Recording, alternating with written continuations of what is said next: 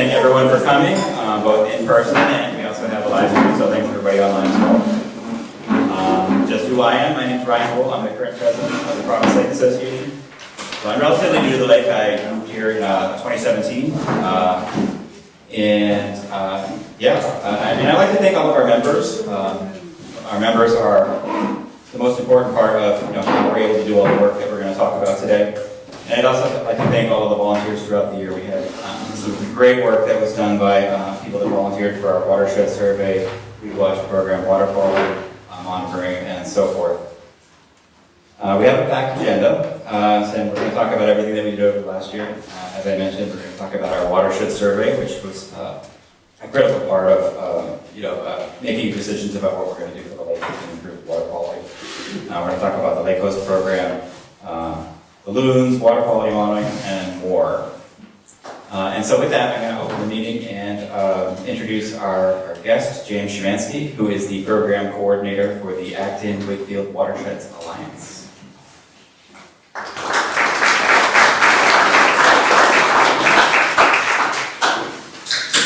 Thank you. Bear with me for a second while I set up my computer real quickly.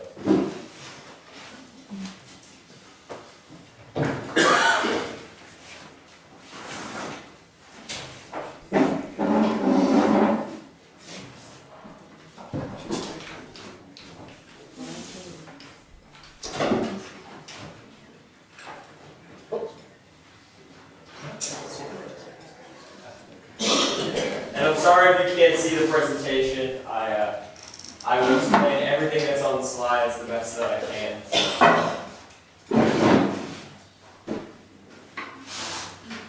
All right.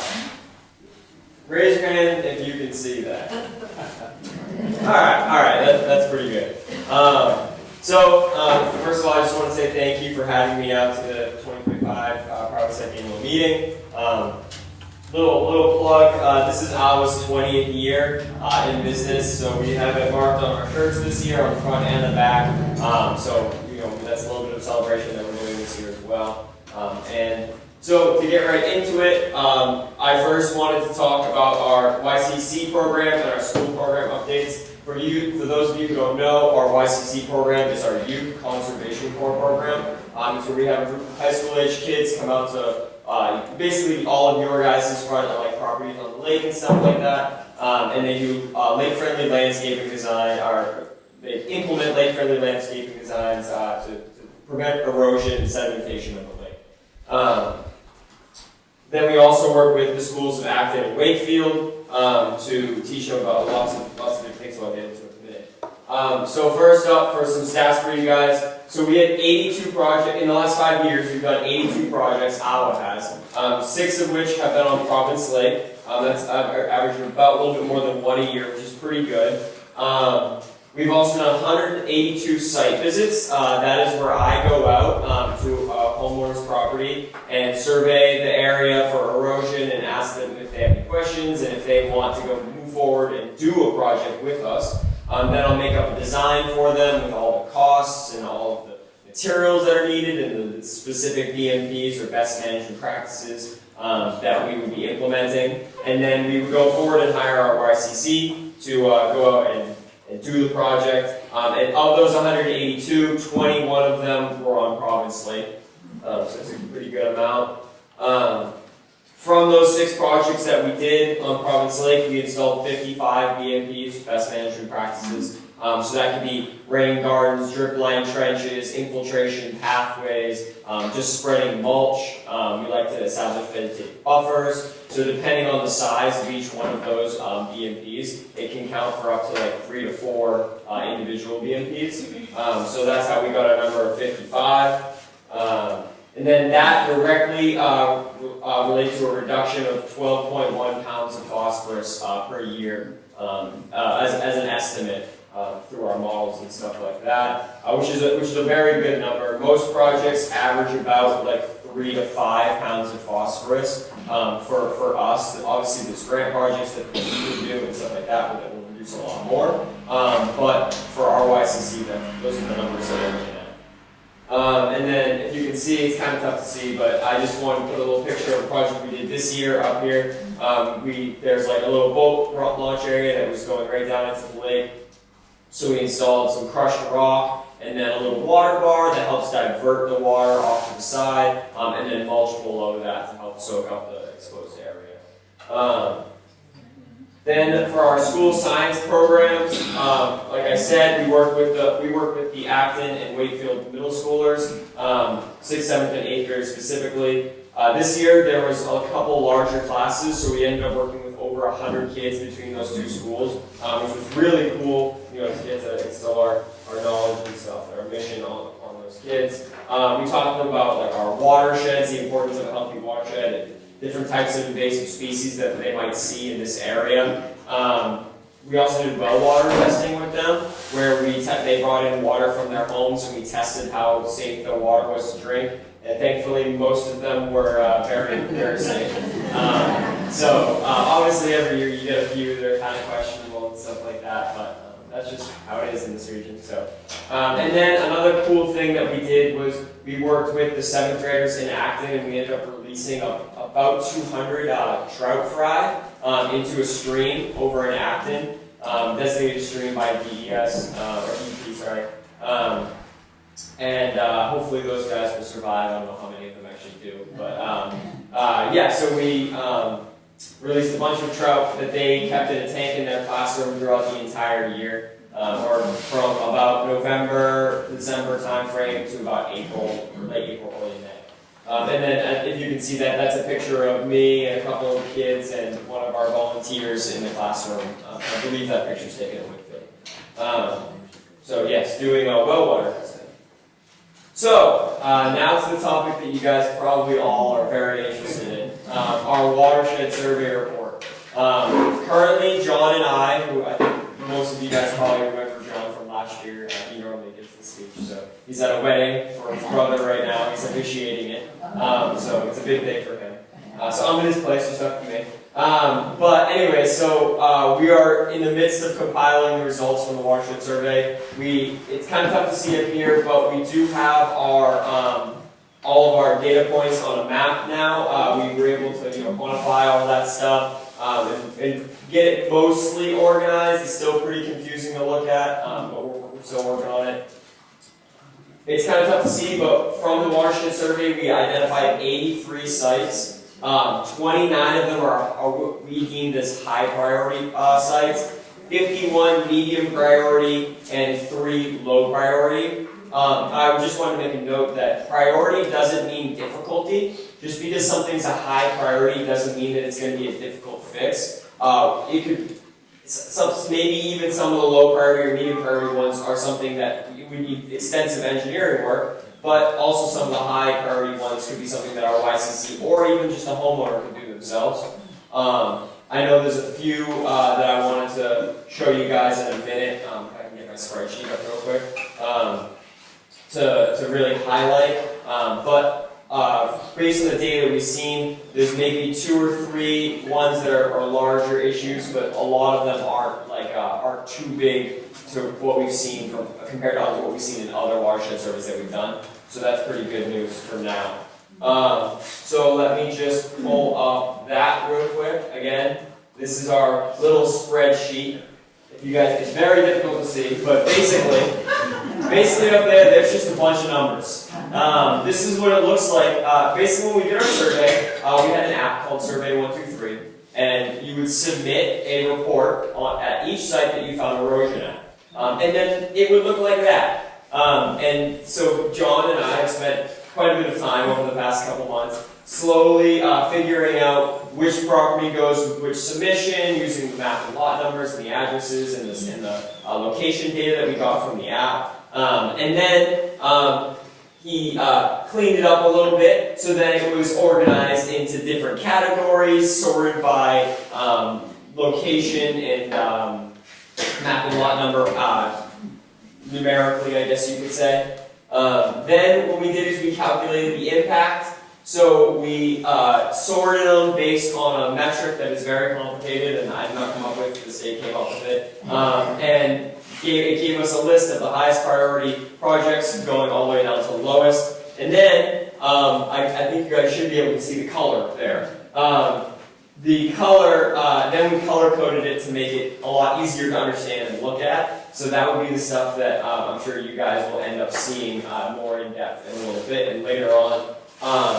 And so we were able to see our, 30 super high priority projects that we wanted to identify first. Also, I just wanted to note that we broke it down not into water quality impact, but also cost to repair and the technical requirements to repair the project. We had 3 categories: homeowner, landscaper, and engineering. So homeowner would be something that the homeowner could do. Obviously, that makes sense. What did you say? It's the one. It's in this third column here, the technical level. If you see the red, it's 2 over. Those are where all of those are. Right now, it's sorted by water quality impact because that's the most important to us. And then the landscaper, that would be something like AWA, or maybe if it was a little bit of a bigger issue, it would be like a contractor, a landscape contractor, or something like that. And then there's only a few, but the ones that say engineering, those would be, needs extensive engineering work and stuff like that, and it's a real solution that requires a little more technical level than we or a landscaper can provide. And those are the ones that are going to cost a little bit more money, obviously, because when you get an engineer involved, obviously that's when it starts to cost a little bit more money. And then the last thing that I want to show you, and it's very difficult to see again, I'm sorry about that, is this is a list of all of the sediment analysis based on the dimensions that people gave during the survey. So up top, we're going to go to the first one for now. But the second one is about 102 pounds of phosphorus per year, so that's a pretty big issue that we want to solve. I don't know, like I said, we haven't located where those are yet. We just have our data, so I can't tell you who it is. And obviously, I wouldn't, if it was somebody's house, I wouldn't, tell you guys because we want to preserve their privacy. And then there's a couple around the 50 range, which is again a good amount of phosphorus that's getting into the lake every year. And then most of them after that are below that 10 range. And those are the types of projects that are very easily accessible to our YCC program. So there's a lot of room for AWA to help, or just homeowners themselves to do a lot of this work to fix the bulk of the issue. Now I wanted to address the top one. It's very difficult to see, but it says 2,125. When me and John saw that, we were very confused because we've never seen a number even remotely that high. Part of the survey was done by a professional from the state of Maine, so we know that the numbers should be accurate, but since we saw such a high number, we want to go out and double check and make sure that it was done accurately so we're not misleading people. And I am comfortable to say which one that one is, because it is the Route 153 beach on the side of from the side of the lake. And we suspect that when he was getting his numbers, he was just calculating the entire beach itself, whereas some parts of the beach might not be eroding, but other parts might be. So we wanted to go through and walk every inch of the beach and identify each individual erosion area, and then get a number. It's still going to be a very high number, because we all know that that's a very big erosion issue, but it's not going to be that high of a number. So yes, so that was our little outlier that we were like, oh, we need to look into this a little bit more. Give us a little bit of excitement. But yes, so that is all I have for the survey at the moment. Obviously, I will take questions at the end or whenever after, however you guys want to do it. The last thing I wanted to talk about really quickly was the water quality report from 2024. I don't know if you guys have talked about it at all, so it's up on our website if you wanted to see it. You just have to go to our website, and there's a little button at the top that says Find Your Lake, and then underneath that you see Province Lake, and you can click on this. What? It's on Province Lake website as well. So I have the last 3 years of data up here. It's a little bit difficult to see. So You guys, for phosphorus levels, you are up a little bit from last year, but you are down from previous years before that. So we may be trending in the right direction, but also with the work that we've done with this watershed survey, I think with the identification of all of these areas and the increased awareness that you guys now have because of the survey, I think there's a good chance that we can put a big dent into what we've been seeing in the data over the past couple of years. I also wanted to know for anybody that does go and look at the data, they decided that they were going to change the colors this year. I don't know why. I guess it does make sense because when you have higher amounts of phosphorus, that leads to more chances of algal blooms or cyanobacteria blooms, and cyanobacteria blooms are often green, so I think that's why they went with the green color. The best one, the oligotrophic level, is still blue. They left that one, but they changed the other two. So the reason they look different up there from what you can see is just because they decided to change their color. There's actually not very much of a change in the data overall. So I just wanted to bring that to attention so there wasn't any confusion if anybody did end up going and looking at it for themselves. So that is all I have for today. If there's any questions or you guys want to ask any questions of me, I'm here to answer them. Right now, yeah. When will the homeowners get a copy of the report to know whether their house is one of the ones that need to be worked on? So once we finish getting all the data together, which should be in the next month or so, that's when we'll start working with probably to get that sent out. We will provide the PDFs and then it'll be there monthly to send it all out to everybody. And then I'm hoping sometime in the fall time. I'm not too connected to the actual time frame myself, but I know that based on how far we are along in the process, that it shouldn't be much more than a couple months from now. So hopefully. Any other questions? Can you just touch upon septic survey? Yes. So there are two options for the septic survey. You can do it as a mail form, which again we will provide the PDF and the whole questionnaire for it, and the response fill up you have to make. But then if you wanted to mail it, we will also provide the form, but I won't mail it for you guys. I don't know any time frame on that because John is the one that's doing, is in charge of all that stuff. But there are two options, and honestly, me and John were talking about it, and we would recommend both of them. Because obviously if you're sending it by email, it doesn't cost anything.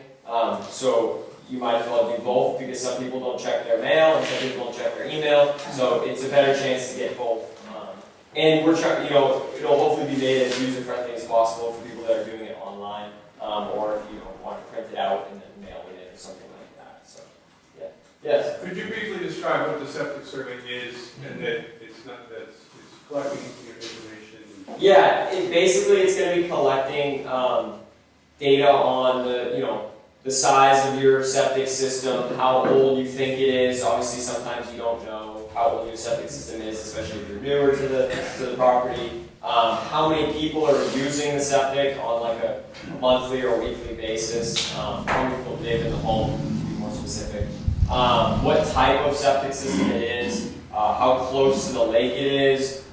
Where is located? I think this question about where it's located on your property compared to your well or your house or something like that. It's basically just asking as many questions as possible for us to get a good understanding of what shape your septic system is in, and if there's a potential for the need for a replacement or the need for an inspection or something like that. So it's quite a few questions, but it's very helpful for the homeowner and to the association and stuff like that. Can I just add that it's voluntary, Yeah. you don't have to do it.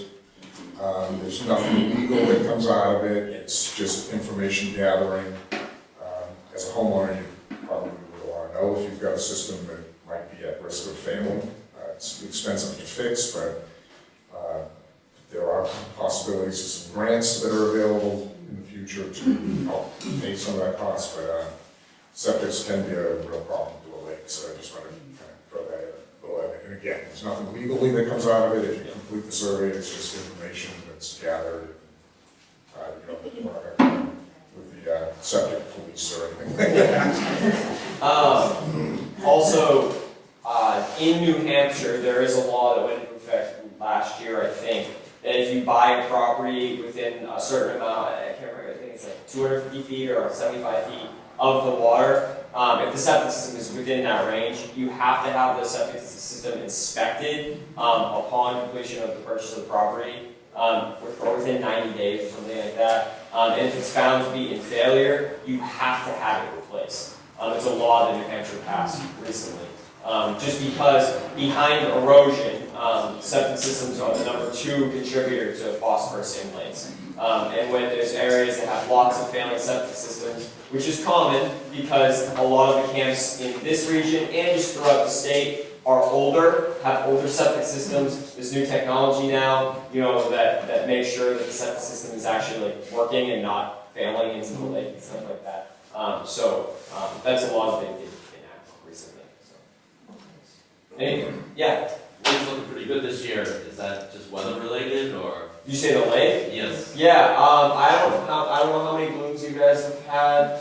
We had one semi-watch, but Nice. the water has been clearer than I've seen it in years. That's awesome. So typically when there's no rain, there's no erosion, and when there's no erosion, there's no introduction of phosphorus. So while we like rain because it helps our environments and stuff like that, it does contribute a lot of sedimentation to the lake. So I would probably boil that down to the lack of rain, not just this year, but also in the past couple of years. We had a major drought, 8-9 years ago that lasted quite a while, and then there was 3 or 4 years of very heavy rain, and I think you guys saw a pretty good uptick in cyanobacteria blooms in that time period. But in the past year and a half or so, we've kind of calmed down with those big rainstorms. So I would put that down to that. So, yeah. But that's awesome. That's very cool that you guys have done that. Yeah. Can you shed any light? I'm not a scientist, but when you say 100 pounds of phosphorus is not gotten into the lake, how do you really measure that from a scientific standpoint? It seems like remarkable to me. So we have this model. It's called the Region 5 model. It was created by somebody a lot smarter than me. Basically, what you do is you take an erosion issue, like a gully or a rill or sheet flow, which are the 3 main types of erosion. And you measure the width at the top, the width at the depth, the length, and the actual depth of the erosion. And then you put a guess in to see, to ask how often you think this is happening. It happens every time it rains. You'll put like 1 year or half a year in. If you think it's just kind of over time, which is common with sheet flow, or just like the top couple inches of sediment just kind of slowly comes off, you'll put something like 5 years or something like that. 1 in 5 are your 2 most common time frames. And then it mashes all those numbers together, and then you put in what type of soil you're dealing with. In this region, it's mostly sandy loam or fine sandy loam, and based off of scientific data, there will be a phosphorus part per billion in that sediment. And then with the numbers of the size of the erosion issue that you have, it'll put that all together, and then it'll spit out a number that gives it. It's on like normally it gives it to us on an annual basis. So like an hour project is only reducing 4 pounds of phosphorus from getting into the lake, but you could also calculate it in the mindset that if you weren't doing that, 4 pounds of phosphorus would be getting in every year. You know what I mean? So while it's not like it's an immediate amount and then it kind of goes away, you can also project it as being a lot more over a long period of time. So there is a lot of complicated math that an Excel spreadsheet does for me, but there's the basic, size data and soil type data that you have to put in. Like I said, it does it for me. I just put the numbers in. Thank God for computers. Yeah, I know. Right? I can't imagine like the guy who came up with it. That's brilliant stuff. So it helps us a lot. Anybody else have any questions? James, can you make a plug for people to join AWOL? Yes, if you have any grandkids or kids or anything like that that is interested in having a great summer job, they work Monday to Thursday, 7:30 to 3:30. Starting pay is $15 an hour. We got to keep up with McDonald's and Dunkin' Donuts and stuff like that. So, it's a great learning experience. Really get to learn about the lake and the reasons why we're trying to protect it. It's hard work. Lots of manual labor. All the kids do all of the work by hand with shovels and pneumatics and stuff like that. The only mechanical tools that we use are circular saws to cut our wood, and that's really it.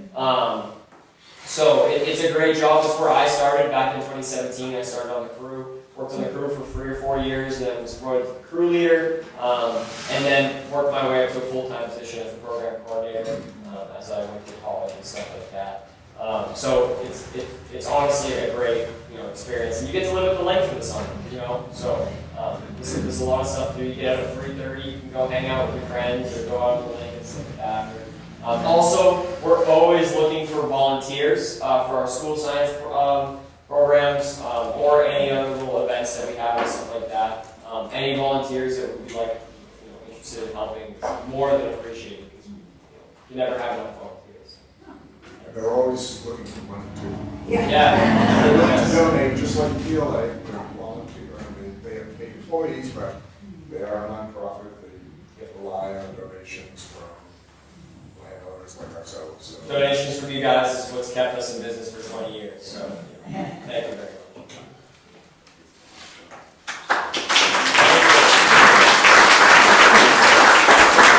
Thanks, James. And thank you, John, in his absence, and thanks, Awa. And I just wanted to mention the watershed survey was awesome.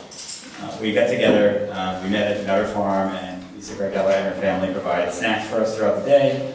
And it was pouring rain, but everybody was in great spirits and split up into teams, and everybody had met up with volunteers, and each group had an expert as well. And we walked the shoreline, and we looked for all these problems that are in the database and logged them all. And it was great, and we got it done, in less than a day. But it was great to see everybody come together, we got to meet each other, and do great work for the lake. And so to continue this topic, next up we have John Samuelson. He's going to talk about our shovel-ready projects, which is going to be addressing some of the problems we talked about with the Route 153 beach erosion. Yeah, thanks. Carl, being the smart guy that he is, said, was it raining that day? Carl had the duty of driving around in his truck, keeping water to people and helping them if they needed it. He could stay nice and dry. It was a cold day too. No, it wasn't raining. It was cold. Okay, so I'm going to talk about addressing. Can you stand up? Oh, sorry. Yes. I'm John Samuelson. I'm the vice president. I was president in the past, so I volunteered for VP because no one else was stepping forward. So that means I get to be president again in a year. But I'm going to talk a little bit about addressing some of what James was talking about, specifically the 153 beach at first, as well as some another project that's going to be going on. I'm going to read my notes just so I don't miss something, and I'll take questions after I'm done. So back in May of last year, we applied for a grant from the New Hampshire DES Cyanobacteria Mitigation Fund. This application was to install approximately 600 feet of vegetative buffer along the guardrail of Route 153. This buffer would be about 10 feet wide and as stated, 600 feet long. There would be approximately 240 native plants placed and approximately 72 yards of erosion control mulch installed to help hold the soil, keep moisture in. The project will be completed by the end of the summer of 2026. We finally received Governor and Council approval in May of this year. Since then, we have established a steering committee to lead that effort. Our most recent meeting was yesterday, and we are now targeting installation of approximately 300 feet of the project in the next couple of weeks. So we're going to try to do half of it this year. We're still finalizing the date, but we've sent out a request for volunteers to help. This is a bit aggressive, but our partner, Awa, in the back, has graciously offered their YCC crew to work for a day. So we'll get those kids out here, young and energetic, and digging holes and planting plants and spreading mulch. Has graciously offered the crew, and for today we will also be supplementing with our own volunteers with as many as we can find. The day that we're going to do that, because of the crew, will be a Monday to a Thursday, because those are the days they work. So it's going to be a little tricky to get some more volunteers, because not everybody's here midweek. Weekends were better to get our volunteers, but we'll do the best we can.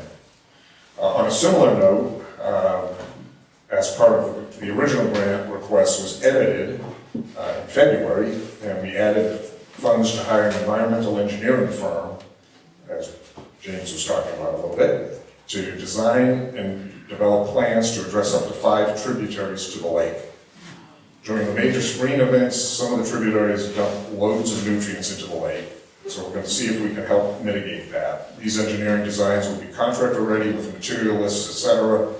The RFQ, request for qualification, is targeted to go out this coming week. Once plans are developed, and we will then need to get more funding to actually install the design. So we're going to request from engineering firms, give us their qualifications. The way DES works on engineering designs, etc., is they choose companies based on qualifications, not on cost. So we'll list the people in order of best qualified, try to negotiate to stay within the budget that we have. If they can't get an agreement, we move on to the next guy. Hopefully we'll eventually get a company that will develop these plans, and then we'll need more funds, hopefully through grants, to install fixes. I can speak personally, that real heavy rainstorm we had a couple of years back, where we got like 5 inches in a few hours. I came over to the culverts that come in off the golf course, and it was mind-blowing. The plume of silt went out into the lake 200 yards at least. It was just an incredible sight to see. So the amount of phosphorus that dumped into the lake just in that storm was incredible, absolutely incredible. So addressing some of those culvert areas and those inflow areas is kind of key to mitigate some of the problems. Any questions in regards to that? I just had one question. I don't know if it relates to that necessarily, but while we're talking about the road in 153, I remember someone wanting to contact the town versus the state of Maine to try to help with that area. So I was just curious how that was going. So, yeah, that's going okay.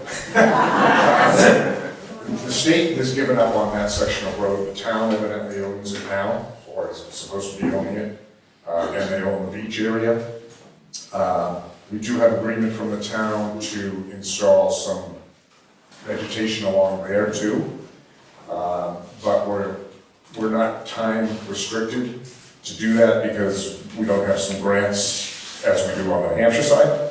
So we're addressing the New Hampshire side now this year, but we're going to add that on this year and probably next year. But we are going to add that in the future to try to do some planting to stop erosion. Of course, one of the biggest issues is people that park there. Some would like to have a guardrail on there, but it just never seems to be able to get done. It's Department of Transportation issues that they say they don't want it, and it's a bit of a mess. But there is something that we're going to try to get accomplished in the next few years, and at least try to get some more vegetation growing there to hold that back. So a guardrail will never happen then, basically. Not that we've been able to get done. I mean, they call it a FDO, a fixed deadly object. And we say, well, what about the car that goes off the road when he's texting and wipes out a family that's sitting on the beach? And they say, well, we're only concerned with drivers. So we can't seem to get past DOT to do anything on that. So the main DOT. So. Becky? Do you have dates yet of when you're doing the planting? Not yet. We're getting close. We should have something coming out the next few days on what date we're going to do that. So we'll be looking for a few volunteers to help out. The kids can do an amazing amount of work. I've seen them. They are incredible. Other questions? Okay, thanks.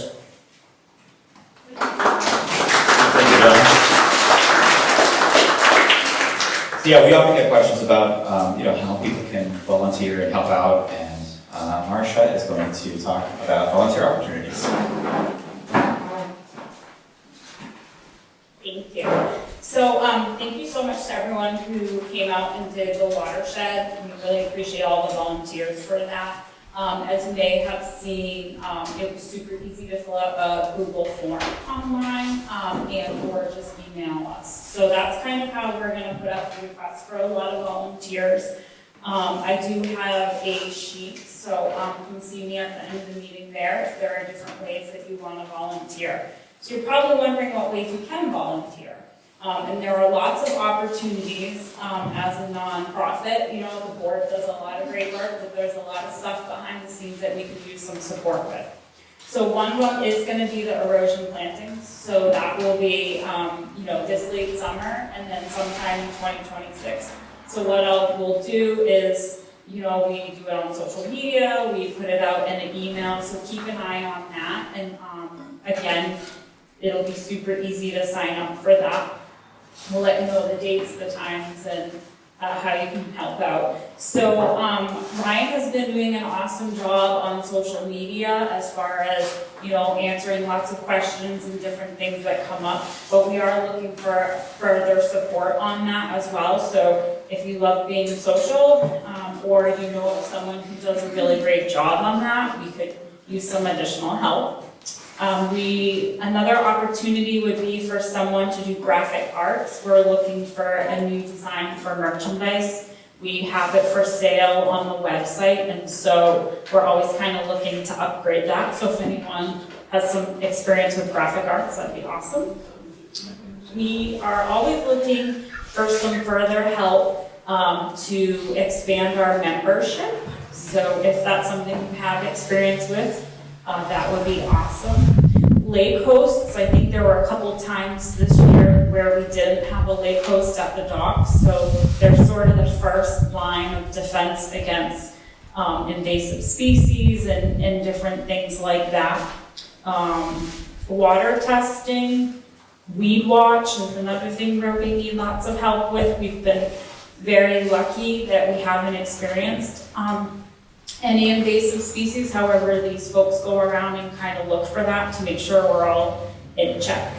Fundraising for these erosion projects that are going on, and also from a perspective that there might be an opportunity for that to help someone else's property as well. Educating the public, so events. I think we're doing the fair in a few weeks. So usually we just kind of have a booth there, and anyone who has any questions, there's literature, things like that. So it's a great way to help educate. And then also there's always the volunteer opportunity for the beach cleanups. Right now we do it twice. So we do it a day or two after 4th of July, depending on when 4th of July lands. We picked up a huge amount of trash, firework debris. It was unbelievable. And what happens is that it goes out into the lake and then it comes back in. And there are these little gray tubes about this big. I think that's the most amount of trash that we pick up from firework debris. And it blends right in, and it's so hard to see. So the beach cleanups are super, super important, and it's relatively fast. This year we did it in about an hour, and that's like basically the whole shoreline from, go all the way to the, where the boat launch. The one from 150 Yeah. over to So, lots of hands make work much easier, and then we can take all these bigger actions around the lake. So, do you have any questions? I have a question. We have people here from the different camping areas around, like the Dougal Field, Donley, the Grove. We would love to make contact with somebody there, so whether a member or non-member, so that we can make sure we're always communicating on a year-round basis.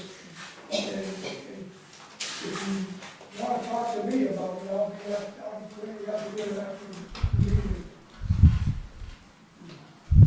And for a lot of these, You don't need to be a board member to help contribute to the PLA. All right, well, I will just be at a table out there with a sign-up sheet at the end, and like I said too, we'll always, email and we're on social media. Thank you.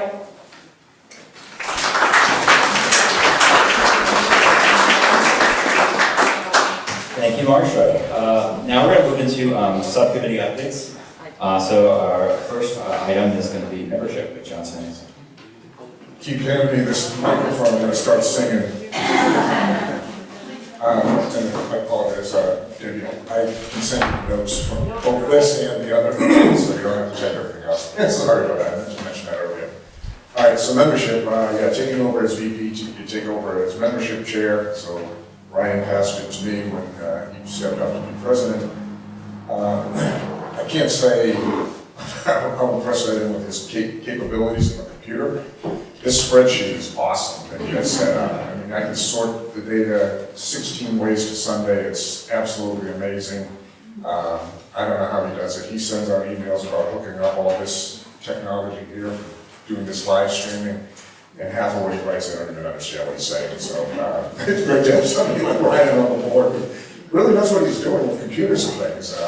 What he passed to me makes it real simple, so it's nice to step into something that back when I first was doing it, it was laborious, to say the least. So we are on a fiscal year, so I'm going to report out what 2024's membership was, and then I'll tell you where we are so far to date. For the year ended 2024, we had a total of 160 members, 9 less than 2023. Of the 160, 8 were new members to the organization. From these memberships, we received $13,356 of donations. Of the 160 members, 70% gave more than just the basic membership, and 40%, which is $25, and 40% gave $100 or more, or as we refer to them as heroes. As of yesterday, for this year, we have a total of 147 members, so a little bit short of last year right now. Of these, 7 are new members. We received 11,600 in donations from these 147 members. Of the 147, 70% gave more than the basic membership, so again, pretty similar to last year.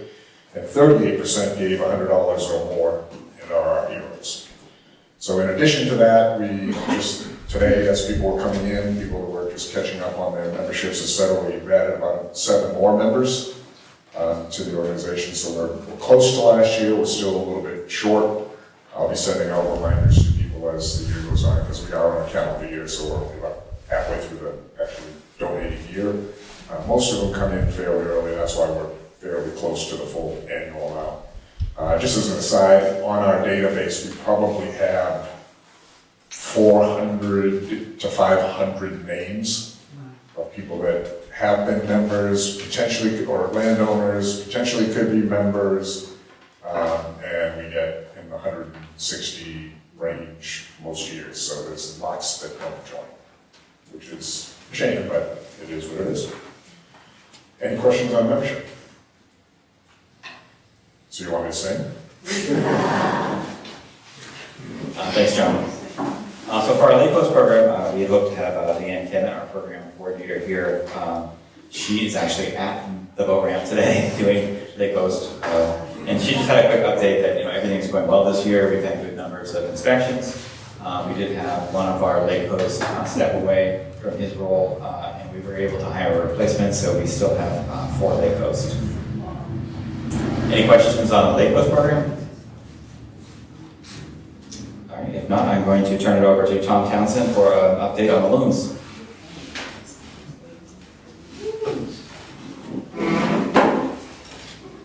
Always seems to be a popular subject with folks around the lake, to talk about balloons, and those of you know me, I talk about balloons. So, Ron Lewis has taken over as the official balloon ranger for us, and does most of the coordination and talking with the balloon center in Marlborough, which is very supportive over the years.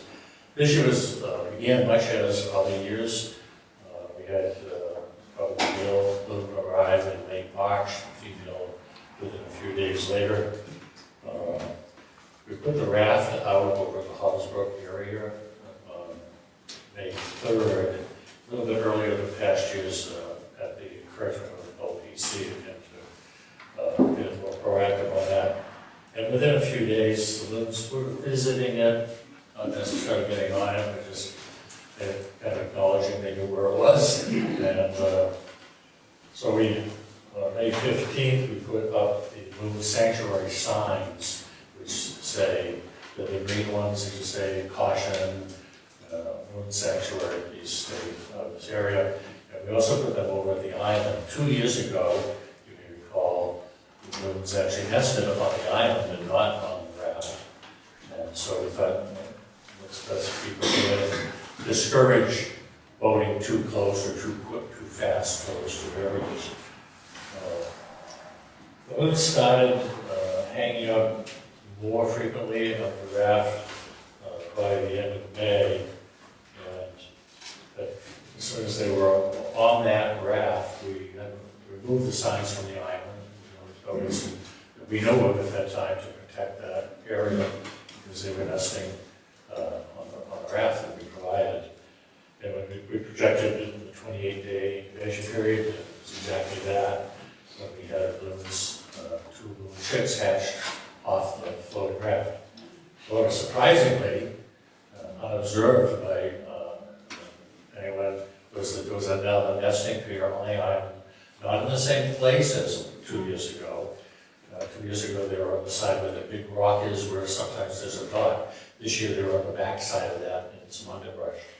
And so, over the course of 4 days, we actually had 4 loon chicks birth. It's not uncommon that loons will have 2 eggs, and it's almost always hatched a day apart, although frequently the second egg does not hatch. And then I don't know if it's a failure from the beginning, or if it wasn't incubated correctly, or wasn't rotated enough, or too much, or got too hot or too cold.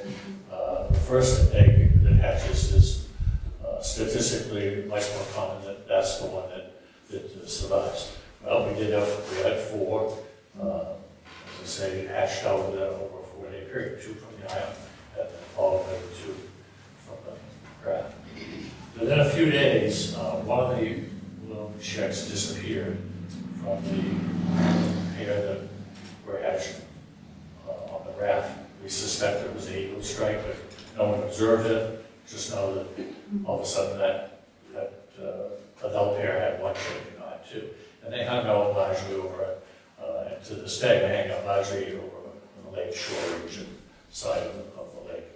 Occasionally they come over towards the railroad side, but they're not. That's really just been the last few days. The 2 that hatched off the island went well.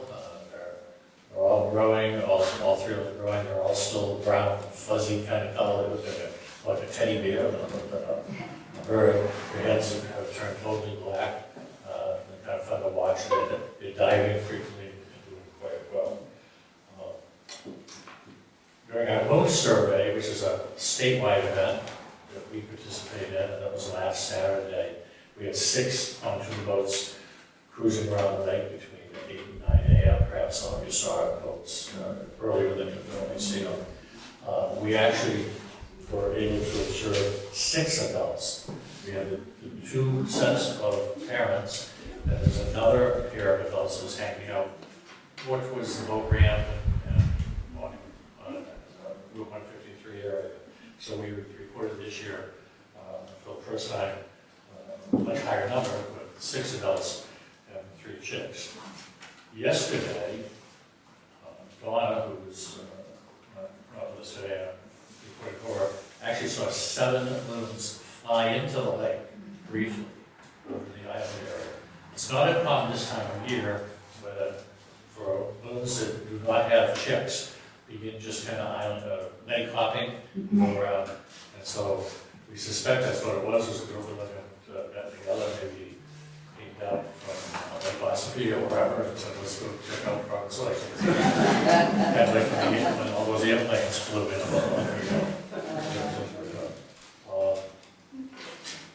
The loons will be expected to stay here until mid to late October. and then they will leave.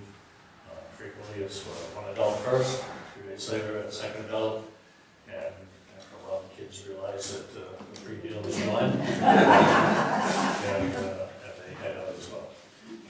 We do not know, the question on free pass, we do not know if it's the same adult from previous years.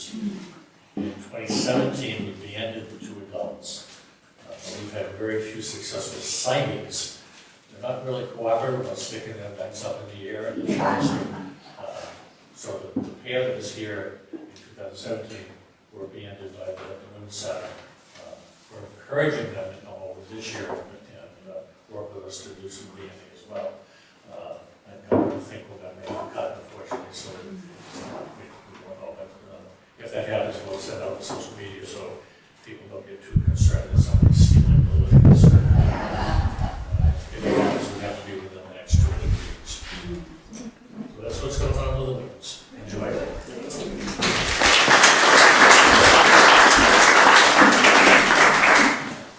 Thank you, Tom. Next up is an update from Tucker By on our water control device, aka DAM.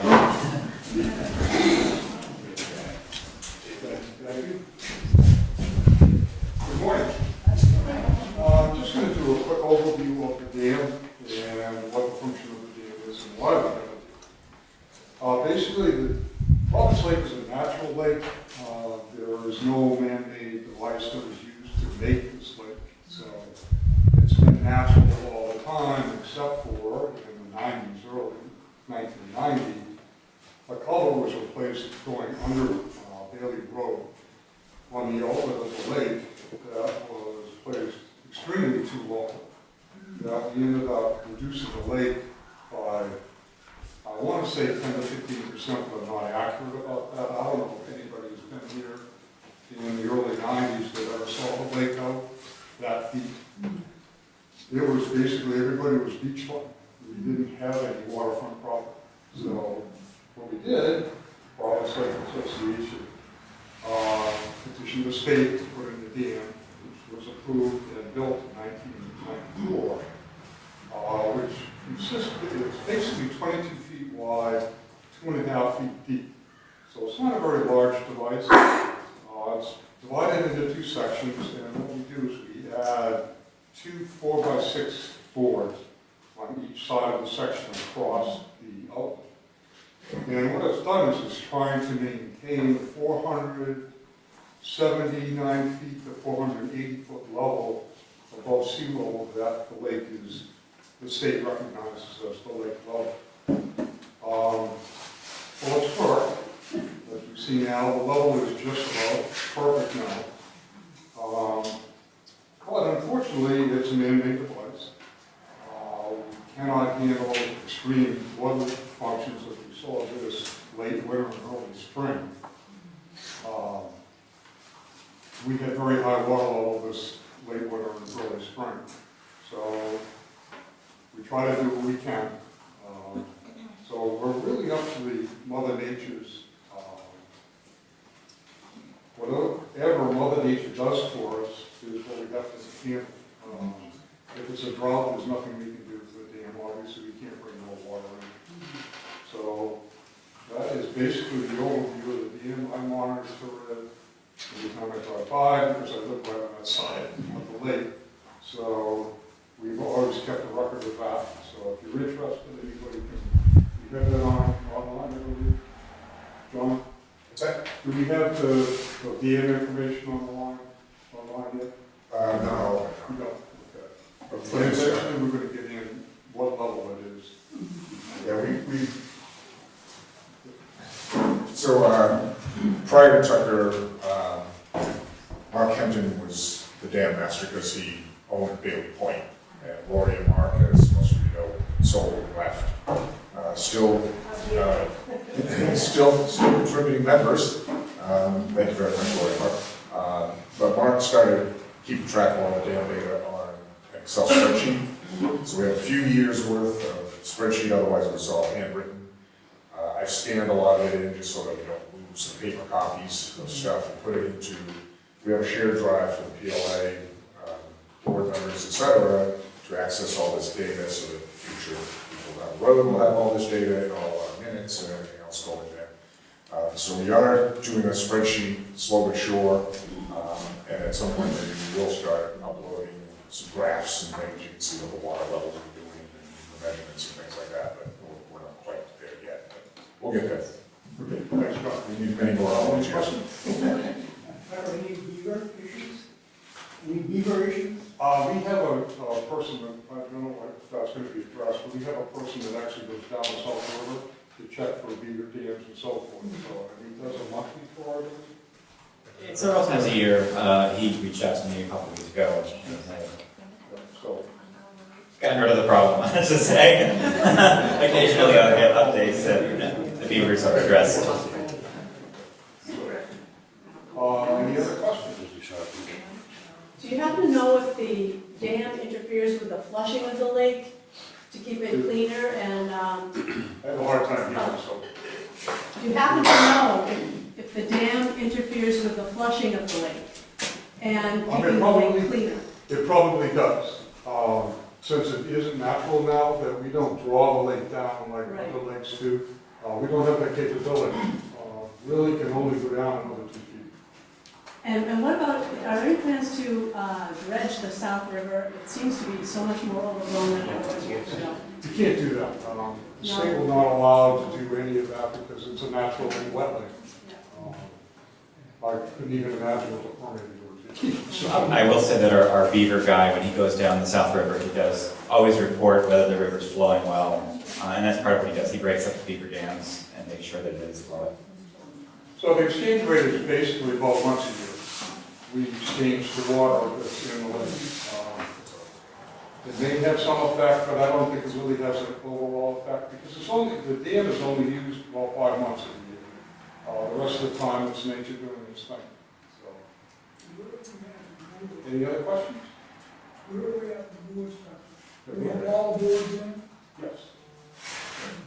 Yeah, that was put in, all the boards were put in actually late this year, June 26th, which normally we do, I would say we average a little bit around Memorial Day weekend, is when we put the boards in, so it's a little bit late this year. But it does vary, it's not an exact science of how we do things, it's just what nature does, and we try to handle it as much as we can. Anyone else? Thank you. Thank you. Thank you, Senator. Our next item is the Youth Watch program. We're going to hear from Jim, who's our director of the program board here. Yeah, I'm just gonna speak loudly. Yeah, You need the screen. People won't hear. no. Well, is that- My name's Jim Aiken, and I'm the current Weed Watch coordinator for Providence Lake. I took over for Tucker Vi, who did it for many years. We have 16 weed watchers. I think we have 5 new weed watchers. And we have our lake sectioned off into 15 different portions. We ask them to do monthly inspections each month, June through September. Our lake right now stocks to be invasive species free. But we need to be vigilant, we need to be watching. Everybody needs to be. So on that, because we had so many new, we had 5 new this year. Amy Smagula from New Hampshire PBS did a refresher training that was specific to our lake. And a video of that can be found on YouTube.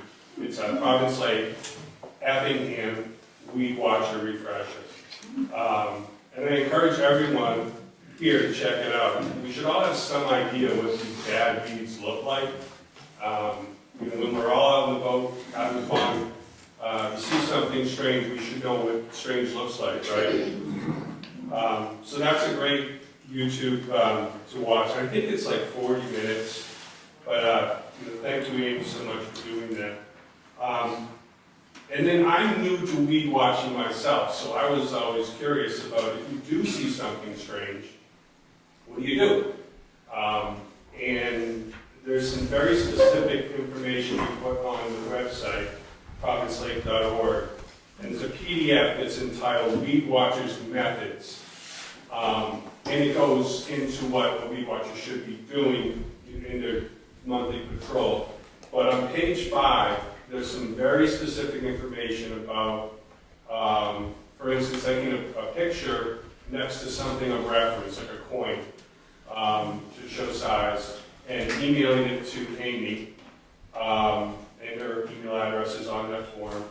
But also, if you, the second option is to put it in a Ziploc bag with a moist paper towel and mail it to her.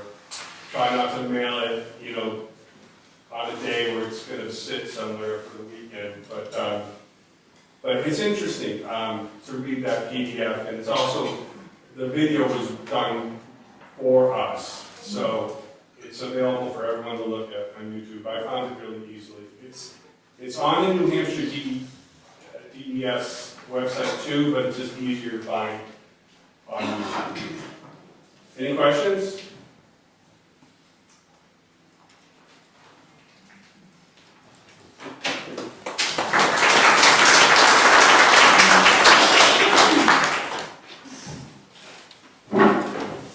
Thank you, Jim. So our next item is water quality monitoring. We're going to get an update from Katie Jones, who is our program coordinator there.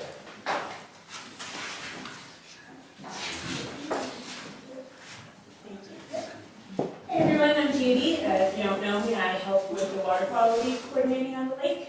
And so we take monthly surveys that help contribute to those annual reports that James had showed earlier.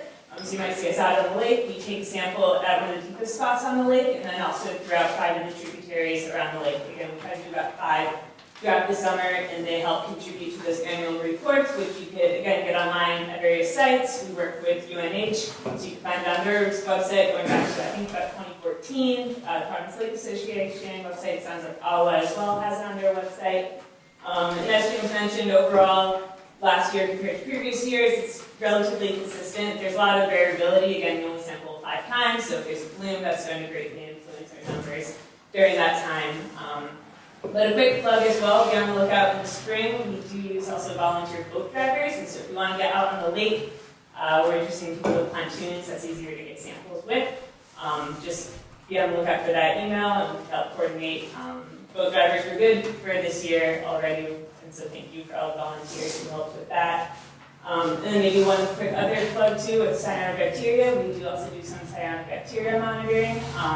And if you do notice a bloom, you could report it through New Hampshire DES. They have a form online, and they've been really great lately at coming out and collecting samples, and they'll process those and get the densities. And I think Providence Lake Association sends out those updates as we get them as well. And so yeah, that's all I have. Any questions? Do you have any information on the buoy? On the buoy? I do not. I don't know if anybody else can speak more to the buoy. I do. Well, I do and I don't. So yeah, DES came in the fall. It wasn't put a buoy in where they were going to try to continuously monitor the water of a bunch of different parameters. So a buoy with a bunch of things hanging off the bottom that were going to measure stuff. Within about a week, after one of the nice wind events that we get in the fall, the buoy almost made it into the shore at 153. So I contacted Amy Smahulia, because she's the one that put it out there, and said, you gotta need a bigger weight, because this was just a normal blow of the wind, and it's almost into the shore. So they came back out, they moved it out. It was there when the ice kind of froze over, and something happened along the way, but the measurement devices on the bottom broke free. The buoy broke free. The buoy ended up on the beach in the spring. They came and collected the buoy. They tried to find the measuring devices with no success. Amy said they're going to try to get back out here to see if they can find them. It was supposed to stay in the lake all of this year up until the fall, so basically full 12 months. It's in the lake. It's not getting any readings or anything, because I think it needs solar power to actually power things. And she says they're just so busy they haven't been able to get out here, so I don't know if they're going to put another one out or what they're going to do. So right now nothing's happening with it. We don't have any data from it. We don't know if they even got any data from it, but it's in the back burner right this minute.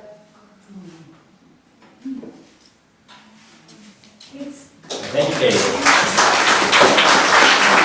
That concludes our subcommittee update portion of the meeting, and now we're going to move into the association business items. back to John again for the nominating election of your. Spread, spread. No. Joe, you give me this, I'm gonna say.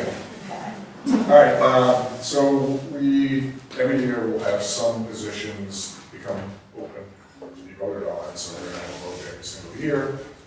It's kind of nice, we used to just have it every other year, because everybody's terms were expired at the same time. I said, maybe we should try to split this, so we have an opportunity, and we're able to, for a while, we actually had a couple of the officers also on different schedules, but that kind of got messed up, and we're back to where all the officers expired at the same time. We do we get a group together as a kind of a nominating committee. We see who is terms are expiring. We see if we need to add some people to the board, and we come up with a slate of nominees. That went out in an email several weeks ago with the bios of the people that are being voted on, so these people have a chance beforehand to read those bios, saying what the people are that you're all voting on. Because we as a board bring them forward and agree to these people, but per the bylaws, it needs to be voted on here at the annual meeting.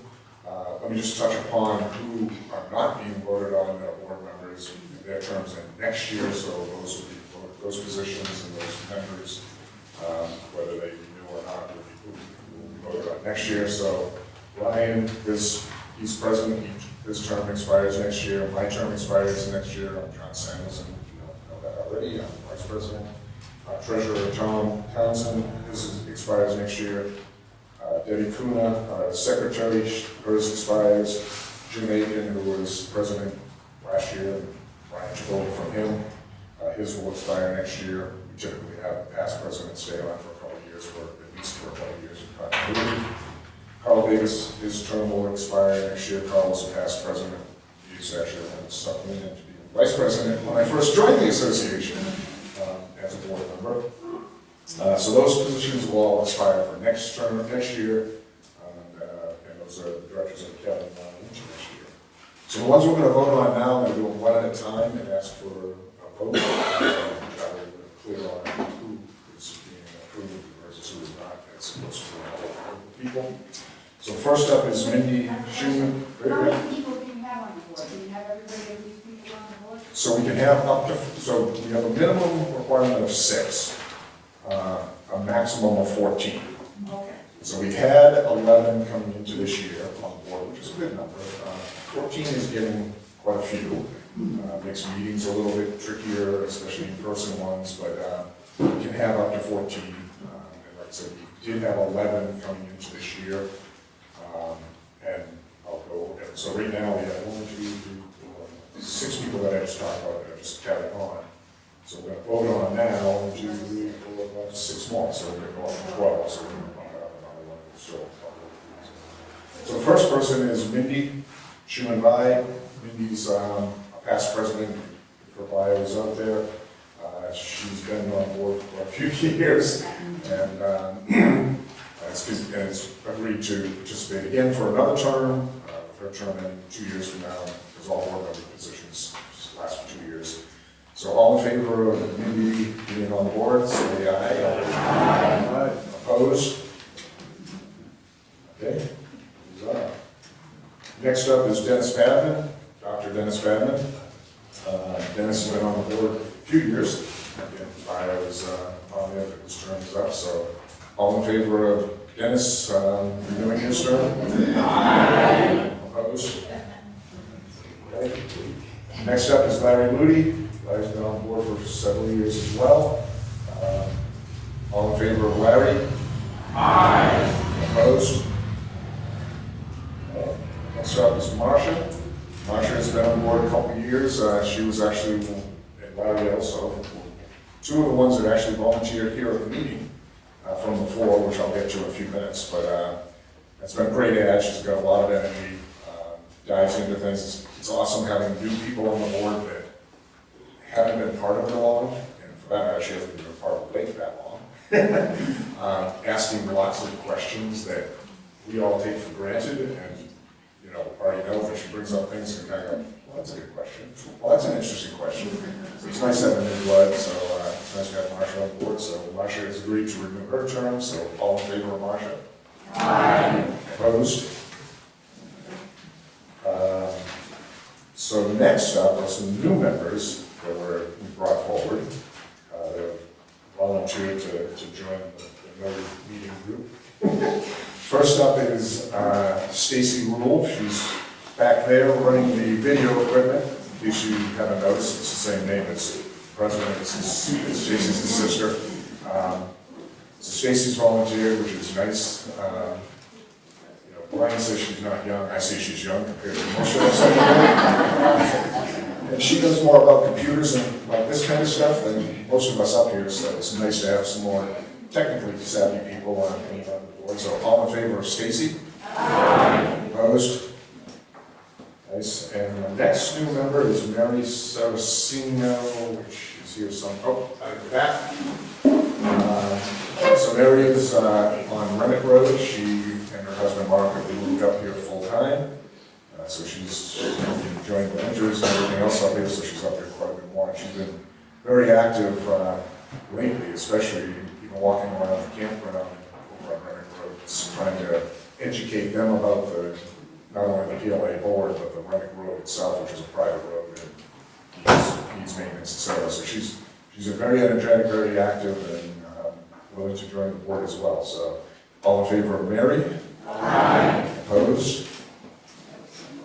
Okay. So, like I said, that's 12. We have 14 total. Is there anyone here who would like to volunteer to join from the floor? Typically don't. And it's not a problem. Think about it. I mean, we will be doing this every year.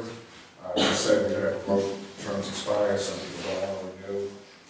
And if you're ever interested, you can contact the board member and send an email to the general email addresses that we have on the website of info@robertslake, etc. saying, hey, I'm interested, and let us know, and we'll go from there.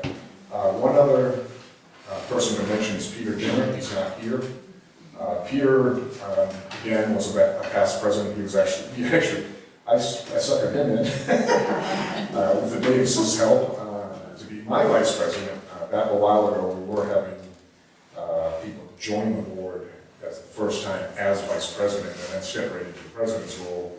Kind of started getting away from that, getting people to join the board first, understand what the board's about, and then step into the vice president and then the president's position. So Peter was actually my vice president the first time, way back in the day. He did a lot for the organization. He actually was the first president to actually do 3-year term. We were unable to figure out who was going to be a vice president. I think for Mindy. I think Mindy was vice president to Peter, and we couldn't figure out who was going to be the vice president for Mindy. So Peter agreed to stay as president, Mindy agreed to stay as vice president, so she did a 3-year vice president term. And then we kind of sorted through all that and got back onto our normal routine. So he was the first one that actually did a 3-year term, which was the first for the association as far as I know. But again, Peter did a great job. He helped with a lot of other things. And back when he was president was when we were first doing the watershed survey and the actual watershed management plan that was developed and everything else. So it was a busy and hectic time as well. So we thank you, though he's not here, we thank Peter for his service. Any other questions on board members, etc.? Okay. Thank you, John. Next item of business is approval of the 2024 annual meeting minutes, and that's going to be done by Debbie Gunnar, our secretary. Well, I'll be quick. I'm just making a motion that we approve the annual meeting minutes from 2024. All in favor? Anyone opposed? Okay, thank you. Thank you. And next up is our financial report from Tom Townsend, our treasurer. There's a lot more interest in the Lubins than there are in the treasurer's report. Significantly, I've been the treasurer for a number of years here. We began in the year 2024 with just under $20,000 in checking and $30,000 in CDs. We maintained that $30,000 approximate balance. It's kind of a war chest. If we want to have something we really need to go after, it requires a bunch of money rather than knock on doors and ask each for $1,000.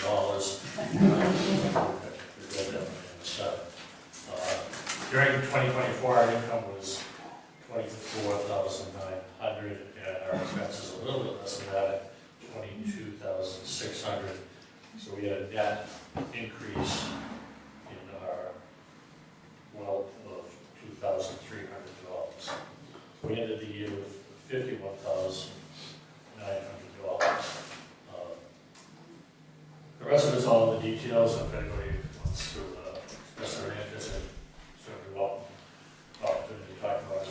Typically, the only one is Mr. Sanderson here, who's a retired financial director. So we're, in my opinion, we're in good shape. We have a reserve amount of money ready to use it. And for the last number of years, our income and expenses are pretty well balanced. And this year, as I said, we actually had income of a couple $1,000 more. I'll leave it at that. Thanks.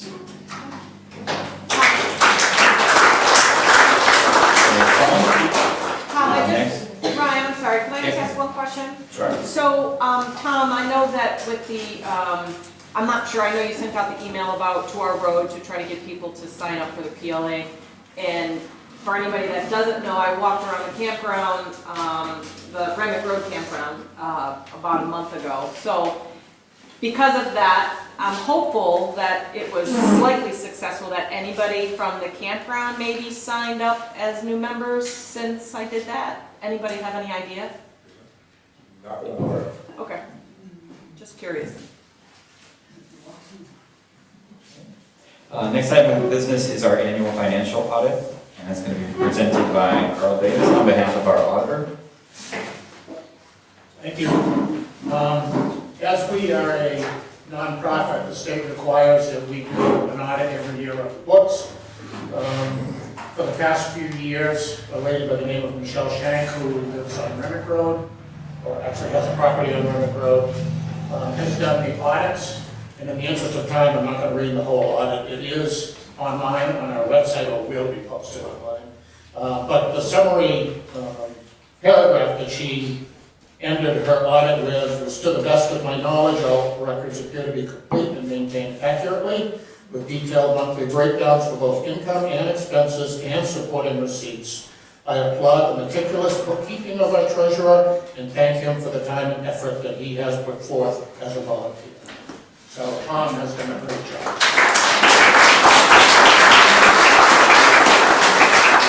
Thank you, Carl. That concludes our business items for the meeting. We have a second guest speaker, Bill Kane from Toll Farm. Most of you know that there's been an ongoing fundraising activity for improving our boat ramp. And of course, improving our boat ramp is in everyone's best interest. It's part of our watershed survey that reducing the erosion of the boat ramp is, going to reduce that introduction of phosphorus into the lake. And so Bill is going to talk about some of the, the progress of the project and some of the options that are being proposed for replacement of the boat ramp.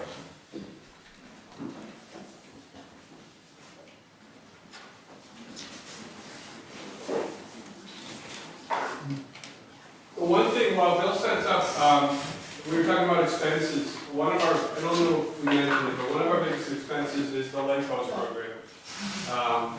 And it's funded by many different things, but our Lake House is down at Bill Kane's, at Full Farms program, so. Again, my name is Bill Kane, this is Sandy Roach, she's on the board, I'm the president. Again, kind of like you all, no one else wanted to do it, so here I am again. But, thank you for giving me time to speak. And every time I'm speaking from the crowd, I have two rules: be brief and be secret. So in that way, we'd like to bring you up to date about what's been going on with the lake. First of all, we're all here because we love the lake. And if you look at the lake, anybody who wants to boat here, depending on the skill or quality of the truck or the will result in a good show for the lake coasts. Because what happens is it grows because people spill their tires, all that stuff goes into the lake, and it's a continuing cycle. We go down, we fill it with gravel, and it goes back into the lake. So we want to stop that, we want to mitigate that somehow. And how are we going to do that? But people are starting to get excited since Sandy started this initiative a couple of years ago. And money's been coming in pretty good. To date, we've collected $8,853.25. So that is not the end of the project, it's the start, because again, DES requirements and construction, it's gonna be expensive. But getting back to this thing was almost dead in the water before we even started, until Sandy and her husband Tim went to DES and Concord, and Sandy's gonna tell you a little bit about the discussion we had there. It was just one of my projects, as everyone knows, I'm a project person. So my husband and I drove over, we met with a man, Craig, and as we met, he said, it sounds like you're grandfathered in. If this ramp has been used since 1957, 58, then basically what you need to do is bring us all the documentation of pitches, way back. So we collected all kinds of documentation and we sent it over to him and he gave me the thumbs up and he said, I met with my supervisor and she said it looks like it's a go. You get an engineer to design it and the permitting process looks like it's going to be thumbs up. So we were excited. So that's when, the beginning, I had a different plan, as everyone does that does construction, and things have gotten more expensive. But at least, we thought at least this $10,000 mark is going to help us get started, as Bill said. Yeah, and again, how do we do this? How do you do it? Well, we got in touch with a couple of engineers. One of our contractors here, Ed Dollar, has some connections, and he's done some waterfront work himself. But we ran into trouble finding an engineer, and I contacted Rock Mitchell from town, great guy, and he put me in touch with G.W. Brooks. And G.W. Brooks is an engineering firm out of Effingham, and a guy by the name of Dave Cribby. And this other gentleman from civil engineering in Portsmouth, Duncan Malore, is a person who specializes in this kind of thing. So, what's it going to look like? Well, the state of the art, I would think, would be the one on Ossipee River, the state program that they put in. And that's what we'd love it to look like, but again, that would be hundreds of thousands of dollars to do something like that. So what's ours going to be?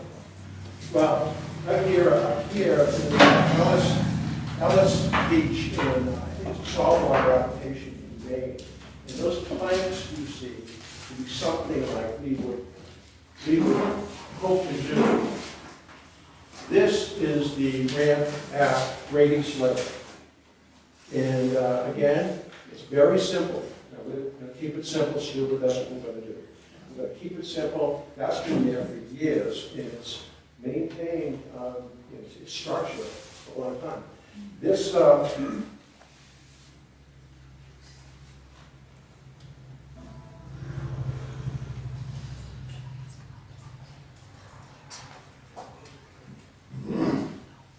this is another view of that.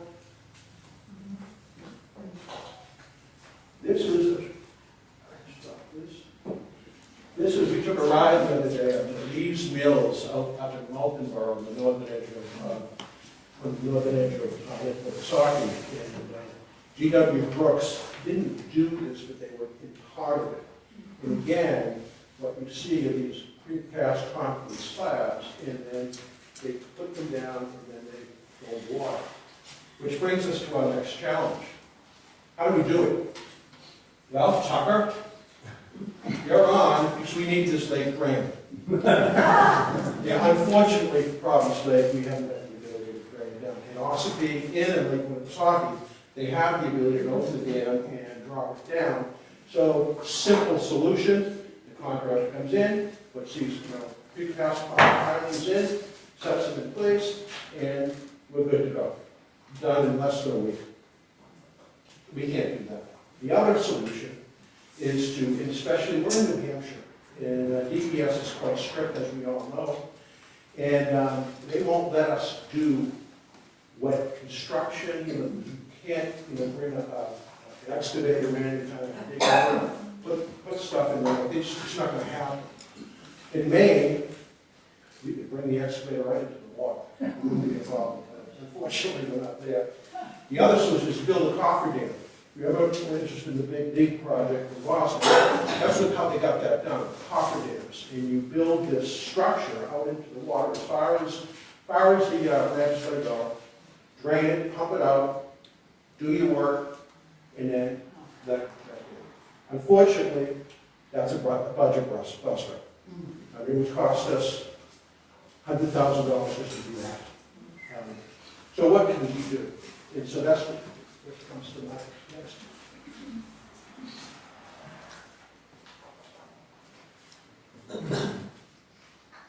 That's up in these fields again. Again, those tanks go into the water. Pretty simple to do, actually.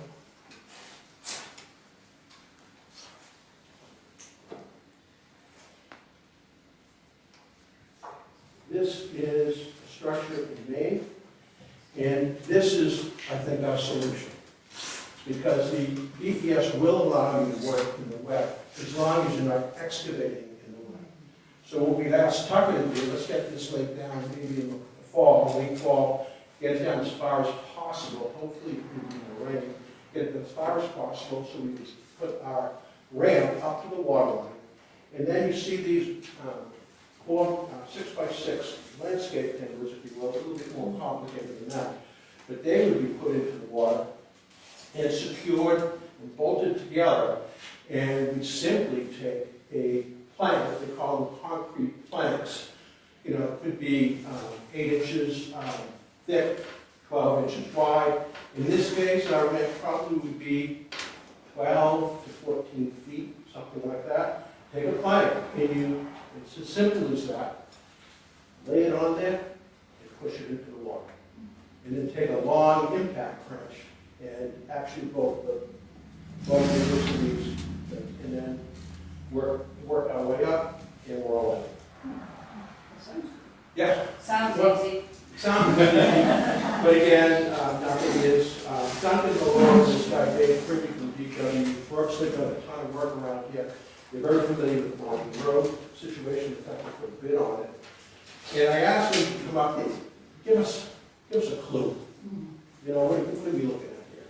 And again, everything is dependent on DES review and approval. If they write up a plan and they don't like this thing, you know, we're dead in the water. But I think Sandy got a real positive reaction. I think that in the end, we're trying to help the lake. So what's wrong with that? So Dave said that by the end of August, at the earliest, we could have some sort of numbers for us. We have a couple of contractors that, you know, once the design is made, possibly we can do it ourselves. You know, we have the equipment to do it, so to keep the costs down. So that's where we're at. We're at. And again, people are excited about doing it. People, you know, the ramp, we've been down there, and people come up and just hand you $25. You know, just $25 for that. And give you a receipt, not $25. So people are happy to do it. And you know, Sandy's done yeoman work. We've got Jonathan Sadi coming tonight. We have a big fundraiser. Hopefully, we're looking for some serious money out of that. It should be a lot of fun. How would you all come? Sandy, this Oh, wait. I think I have about 12 seats left, so we're very excited. So a lot of people are coming. It's going to be like the old-fashioned penny sale. The donations are unbelievable. My house is full of baskets and all kinds of things.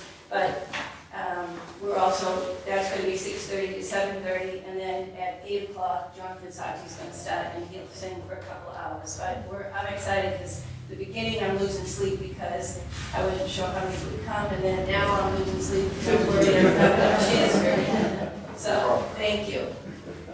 Does anybody have any questions for us? I have one question. So with the ramp, how will that affect the width because of, like what we have now with those boats and everything that's so congested and crowded there, plus with the moorings that are out there? Right. Yeah, those are moorings. In, what's that? Those are TFCC moorings, the 9 moorings you see out there to the left, and it's a private dock on the right. You know, isn't at the lake, but that's his dock on the right. As you look at the lake, it's on the right. Our dock is to the left. And there's probably about, I don't know, 30 feet there. Again, but on the ramp itself, where the boats are actually going to win, probably be 12 to 15 feet. And we also have to keep it exactly what it's been because of grandfathered in, so we Right, can't. we can't get fancy. But No, we don't. Anyone else? Thank you very much. Thank you. Good wishes, luck. I have a question. You kind of insinuated possibly. If they don't approve what we give them, yes, they can say no. Where did the funds go? We'll talk about that a little bit. I think PLA would get a nice donation, if that ever happens. Well, I think we'll try again. Now, I feel, you know, again, it's like anybody's done any project, there are a lot of unknowns, you know, we don't, you know, how much is it gonna cost? And, you know, it's not gonna get done this year, possibly by the end of next year, you know, but who knows? Larry, that's a good question. We've got $9,000 for the stuff. Where does it go? I think that's something we talked about. One of the things we try to maintain is total transparency. Everybody that gives us cash has a receipt. Anybody that gives us checks, that's noted. And Venmo is very good at keeping track of who donated what. And anybody's welcome to look at the books anytime they work. Because we want, when you get a new project like that, what is that money going? The money is there to set the for us. You're not going to restrict it anymore, right? No, kind of said that's, but it's going to be an honest system, maybe. I mean, who wouldn't pay $25 a year? That's so much. That's crazy. Any other questions? Do the funds you have now allow you to get the plan? Yeah, that's where we're at. I think that if we, you know, what's it going to cost for permitting and getting a plan? I think $10,000 would cover that. You guys, once you have that, that'll lower the. Yeah, I don't know what we've got this plan, so what's that look like, you know, and, you know, again, the idea is keep it simple, keep the costs down, but anytime we deal with the state, as you know, we're corralled by the regulations. Thank you. Thank you.